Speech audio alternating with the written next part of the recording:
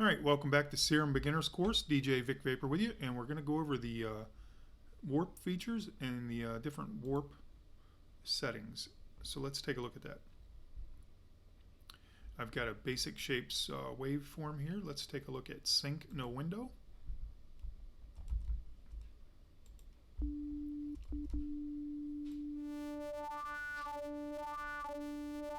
can hear it syncing against itself there. And let's take a look at sync window and half. Now it should be just syncing against half of itself. Yeah, it's half the rate sync there. Sync window full. This should get pretty intense. A little higher sound, higher pitch. Bend plus, bend minus, bend plus minus. Very similar to what you see in native instruments, massive. So we'll take a quick look at those. Bend is going to bend in on itself a little bit. See it bending there, adding some upper harmonics as it bends in towards itself. Bend minus, of course, exactly what you would think. It's going to bend away from itself or bend outwards. And bend minus plus does a little bit of both. Pretty easy, pretty straightforward. Pulse width modulation, asymmetry. Let's take a look at that one. Let's go back. I don't want to skip over pulse width. Actually, that's going to be a little bit better to determine or hear as a square.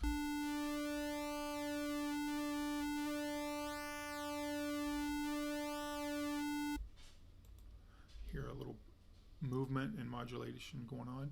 Flip is going to allow it to flip on itself. It actually, if you look at it, it's the same 100, like that way or that way.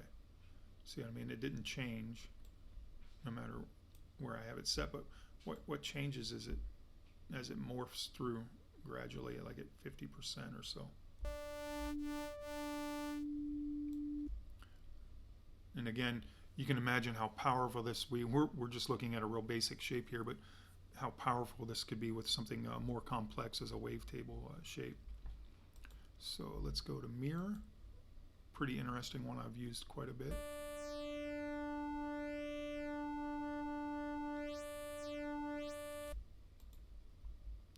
Remap 1, 2, 3, and 4 are all pretty much the same. So I'm just going to show you the first one and you figure it out from there. But Remap, when you click on that, you get this little magnifying glass. Now the benefit here is let's take a listen.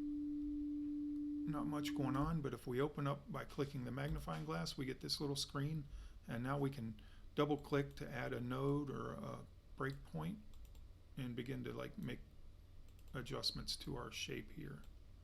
Let's hear what that sounds like.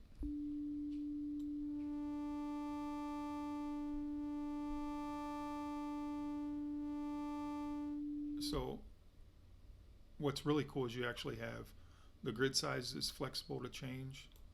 The preset menu for this is pretty awesome. You can set up some sidechain stuff.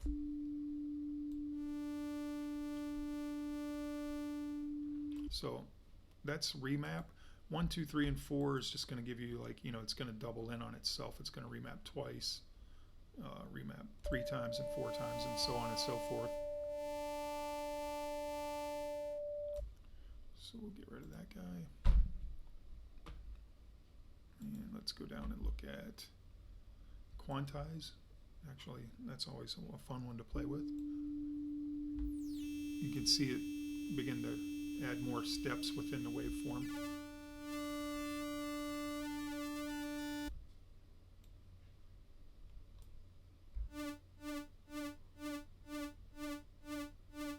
Pretty fun.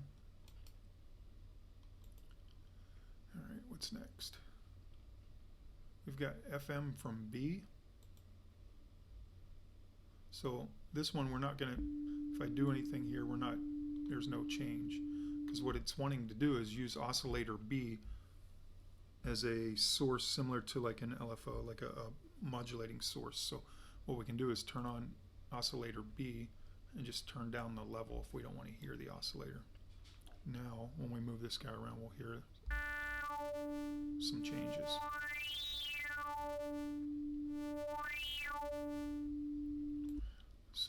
got FM from B, AM from B. Let's hear what that sounds like.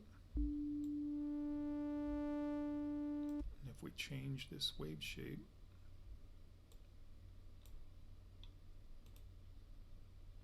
we get different sounds. You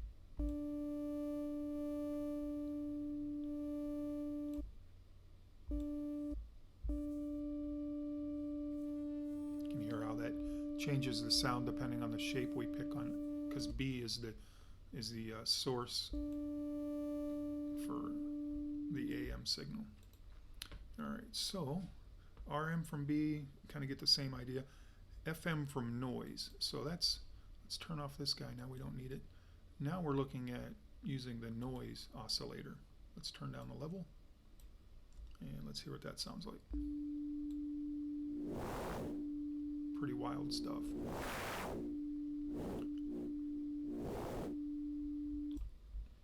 And what is it? FM from sub oscillator. So let's turn off noise and use the sub oscillator.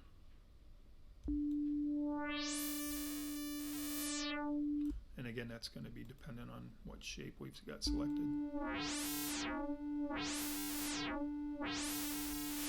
Some pretty wild stuff. And that is the warp features and warp material within Serum. Let's go ahead and move on to the next lesson and take a look at our sub oscillator and our noise oscillator.